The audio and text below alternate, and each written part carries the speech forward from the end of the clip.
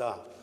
이 시간 은혜 받으실 말씀은 4절의 말씀을 중심하여서 이 병은 죽을 병이 아니라 라고 하신 말씀입니다. 우리 한번 따라 하시기 바랍니다.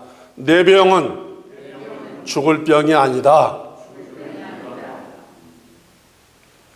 누가 누구를 향하여서 어디에서 이 말씀을 하셨습니까? 예수님께서 예루살렘 동편에 있는 베다니 마을에 살고 있는 마르다와 마리아 그리고 나사로를 향하여서 하신 말씀이었습니다. 저들의 부모님에 대한 소개는 성경에 기록되어지지 아니한 것을 보아서 이미 양부모는 세상을 떠난 것으로 생각이 되어집니다. 그런데 그 집안의 가장으로 이제 남은 나사로가 지금 병이 들었다고 성경은 기록하고 있는데 그 나사로가 병든 병이 예사로운 병이 아니었습니다.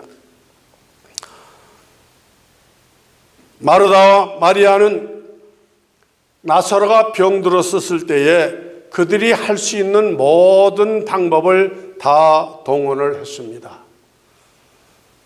근방에 있는 유명한 의사나 또 좋은 약은 다 수소문에다가 사용을 해보았지만은 그러나 아무런 소용이 없었습니다. 시간이 갈수록 병세는 점점 더 깊어져 가기를 시작한 것입니다.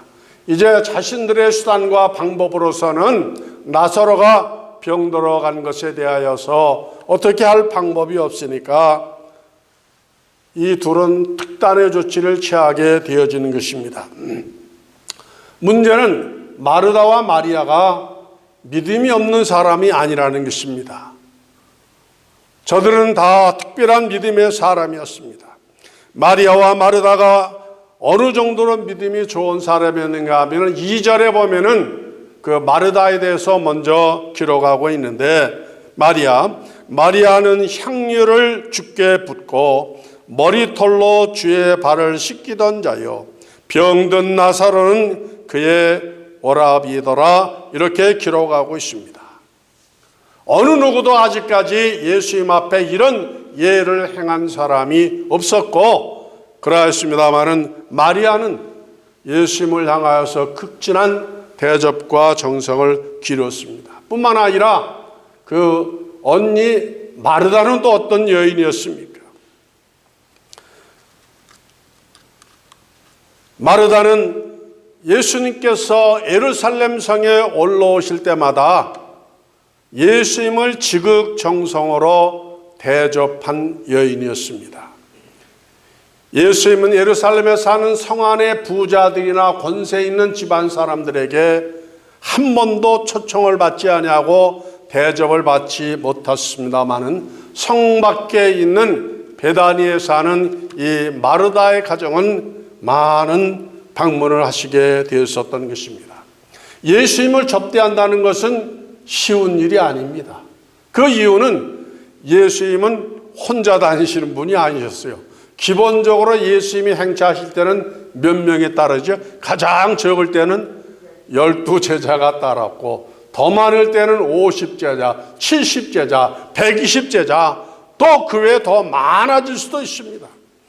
그러니까 예수님을 대접한다는 것은 아무나 할 수 있는 일이 아니고 보통 부유롭고 그 다음에 여유 있는 사람이 아니면은 할 수가 없는 것입니다. 언젠가 방송 설교를 듣는데 그 방송에서 설교하는 분이 그런 말씀을 하시더라고요. 마르다와 이 마리아 가정이 가난한 가정이라고 그러더라고. 나도 옛날에는 그렇게 생각을 했는데 그 마르다, 마리아, 나사로가 사는 베다니촌을 2번 방문하고 나서 나는 이 마르다의 가정이 가난한 가정이 아닌 것을 알 수가 있었습니다. 무엇을 보아서 그렇게 말할 수 있느냐? 저는 3가지를 제시합니다. 제일 먼저 마리아가 예수님께 무엇을 바쳤다고요? 옥합을 바쳤는데 그 옥합이 싼 것이 아니고 비싼 향유라 그랬습니다. 성경에는 얼마나 된다고 값이? 300데나리온. 300데나리온이라는 것은 건강한 사람이 300일 동안 농사해서 얻은 돈이 300데나리온이에요. 그러니까 마리아가 그것을 바칠 수 있었다는 것은 그 집안이 가난한 사람이면은 그거 팔아가지고 어떻게 해야 돼요? 먹고 살아야지. 그런데 그것을 비축해 두고 있다가 예수님께 드렸다고 하는 것은 마리아의 가정이 가난한 가정이 아니고 부유한 가정인 거예요. 그 다음에 또 그 마르다를 보세요. 마르다가 예수님을 대접하려면 그렇게 많은 사람, 예수님이 한 번만 대접하는 것이 아니라 예루살렘 성을 방문할 때마다 제일 쉽게 가는 것이 누구냐 하면 이 나사로의 집안이었습니다. 왜 그런 거 아니? 눈치를 주지 아니하는 거예요. 아니, 마르다가 그럴 수도 있겠죠.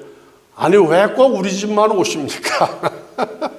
오시면은 좀 적게 데리고 오시지 몇십 명은 몰고 오십니까?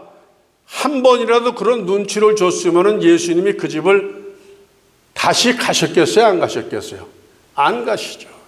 그런데 이 마르다는 예수님이 오시면 누가 다른 집에 모셔가기 전에 먼저 사람을 보내가지고 그 일행들을 다 자기 집으로 모셔서 융숭하게 풍족하게 넉넉하게 최선을 다하여서 섬길 수 있었던 것은 그 집안의 곳간이 비어있으면 그렇게 할 수가 있습니까? 없습니까?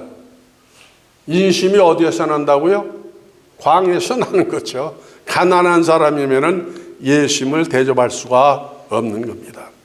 세 번째로 이 가정이 왜 가난한 가정이 아니냐? 그것은 나사로의 무덤을 제가 들어가 본 사람이기 때문에 아는 것입니다. 35년 전에 제가 나사로의 무덤에 들어갔었을 때에 지금은 들어가지 못하죠. 붕괴 위험 때문에 완전히 다 폐쇄시켜놔서 두 번째 갈 때는 20년 전에 갈 때는 들어가지 못하였는데 첫 번 갔었을 때는 나사로의 무덤을 우리가 순례하는 분들이 다 들어갈 수가 있었습니다. 그 무덤이 무슨 무덤이냐면은 돌 무덤입니다. 돌 무덤인데 내려가는 계단이 얼마나 정교하게 다듬어져 있는지요. 대리석으로다가. 근데 내려가는 계단이 3층 계단을 내려가는데 2층까지 제가 딱 내려갔다가 이게 얼마나 내려온가 하고 위를 딱 쳐다보는데 현기증이 나가지고 그냥 금방 무너져 내릴 것 같아서 내가 죽을 것 같더라고요. 내가 지금 당뇨병으로 고생을 했는데 그때도 이미 당뇨병이 있었던 것 같아. 온몸이 떨리는데 그 아래층까지 못 내려가더라고요. 그래서 몇 사람은 내려가는 바닥까지 못 내려가고 중간에 그냥 간신히 기어서 올라왔습니다.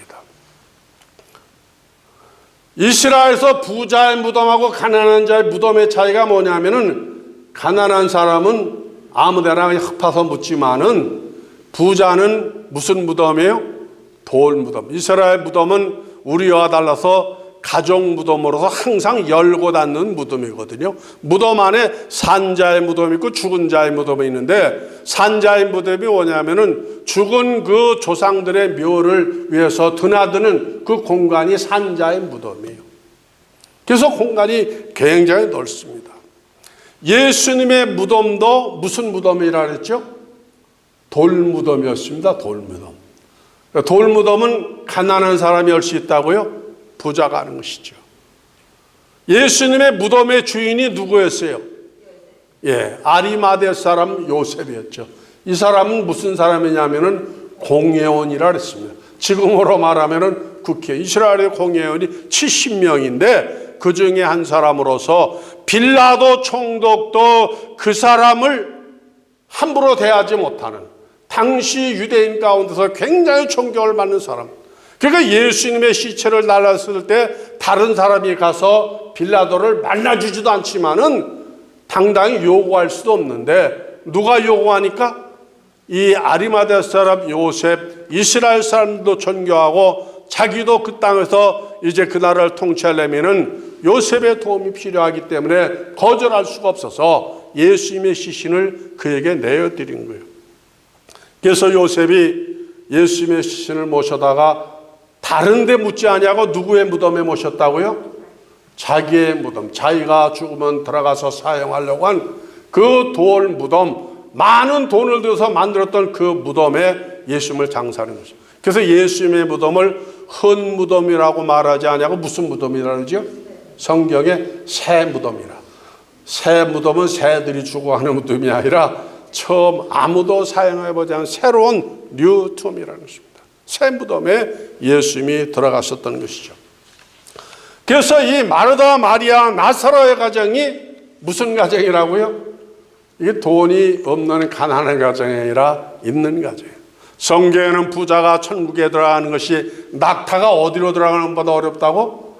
바늘기로 들어가는 것도 어렵다고 그랬는데, 마르다와 나사로와 그 다음에 마리아, 이 세 사람들은 가난해서 예수님을 따른 것이 아니라 부자이면서도 예수님을 섬겼었던 정말로 참 귀하고 귀한 분들이 아닐 수가 없는 것입니다. 그런데 문제가 되어지는 것은 이렇게 예수님을 향해서 온 마음과 정성, 정말로 지극정성으로 섬겼던 이 마르다의 가정에 무슨 일이 벌어진 거예요? 가장된 나사로, 그가 지금 무슨 병에 걸렸다고요? 죽을 병에 걸려서 죽어가는 겁니다. 마르다와 마리아가 기도를 했을까요? 안 했을까요?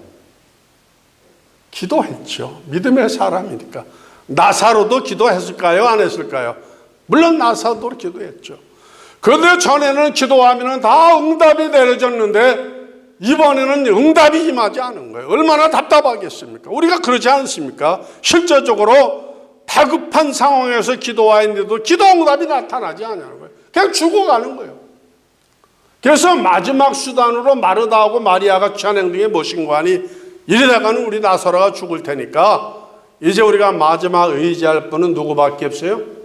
예수님밖에 없으니까 예수님이 지금 다른 지역에서 선교여행을 하고 계시는데 예수님이 오시지 않으면 이 문제를 해결할 수가 없으니까 예수님께 도움을 요청해 가지고 하자고 해서 일하는 사안을 파송을 한 거죠. 급하게.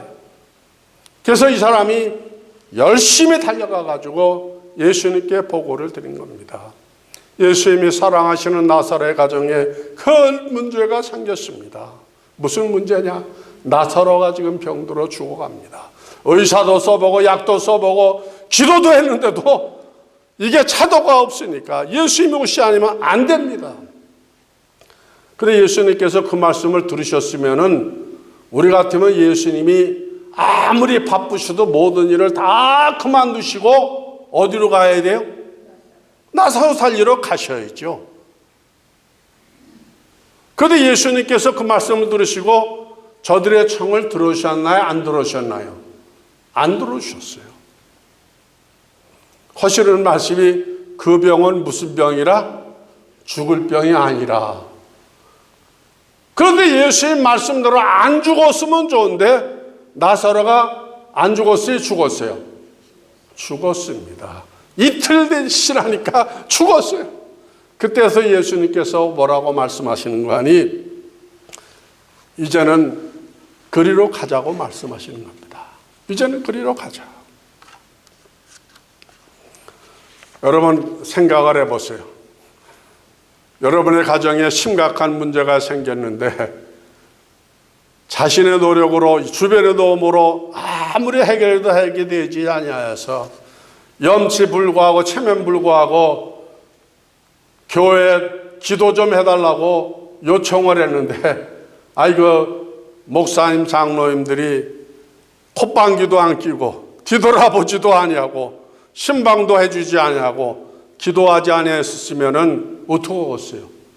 그런 예수님 필요 없다라고, 그런 교회 필요 없다라고, 그런 목사님 필요 없다라고, 다시는 상대 안 한다라고 예수님을 단절하지 않겠습니까?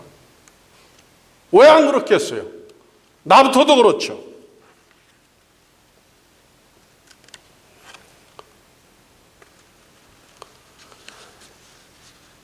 전에 어떤 분이 그러시더라고요. 왜 우리 애가 이런 병에 걸렸습니까? 우리 애가 죽으면 나는 교회 안 나옵니다. 부모로서 사랑하는 자녀가 죽어가는 모습을 보는 것보다 더 기가 막힌 장면이 어디 있겠어요.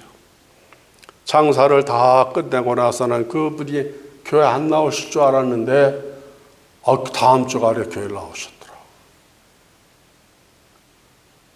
그분이 살아계시는 동안에 교회를 열심히 섬기셨습니다. 사랑하는 자녀의 죽음을 통하여서 주님을 체험한 거예요. 천국에 대한 확신을 가졌습니다. 그분들도 잘 믿다가 결국은 하나님의 나라로 가셨죠. 그렇습니다. 사람은 죽죠. 인생은 죽음으로 끝나는 것입니다. 문제는 예수를 모르고 살다가 죽는 사람의 죽음은 그 자체가 불행이고 슬픔이고 저주이지만은 그러나 죽음에도 무슨 죽음이 있는 거 아니 복된 죽음이 있습니다.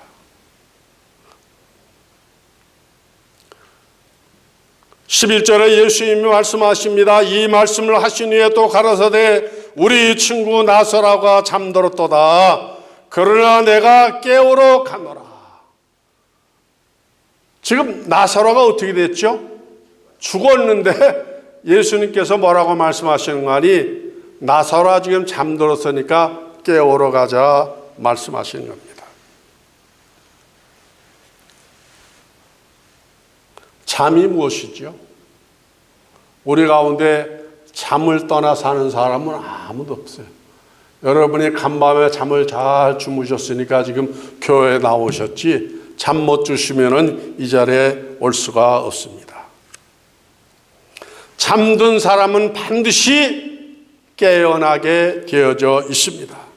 잠자는 동안에는 죽은 사람과 다를 것이 없습니다만은 시간이 지나면은 깨어 눈이 떠지는 것이죠.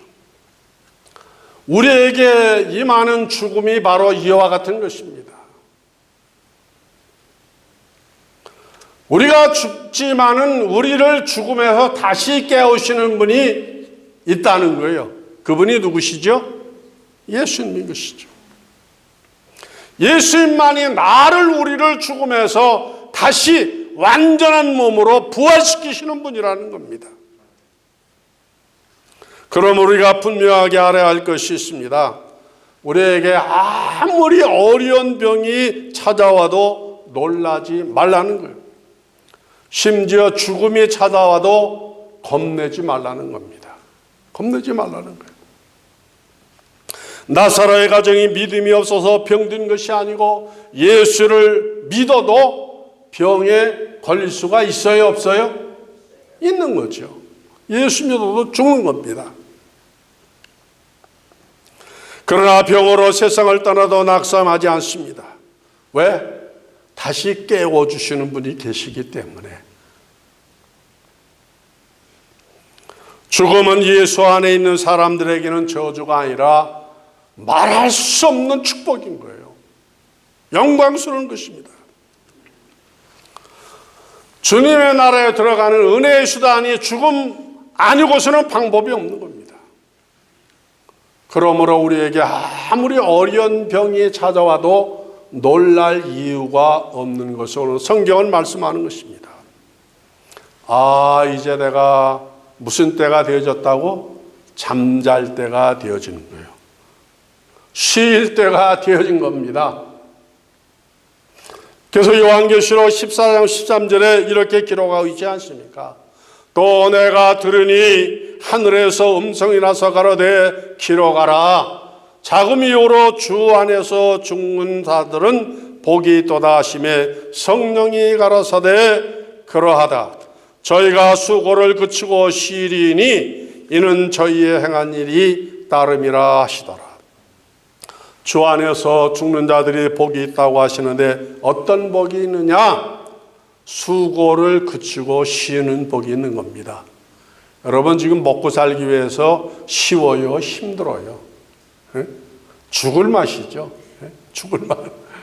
이진구 집사님 오래간만에 교회 오시는 제가 모시고 오면서 여러 가지 말씀하시는 가운데 아주 이게 단순 노동 먹고 살기가 너무 힘들어 죽겠다는 거예요. 언제 해방되어지는 거예요? 주님이 쉬라고 그러셔 해방되어지는 거예요. 해방되어지는 거예요.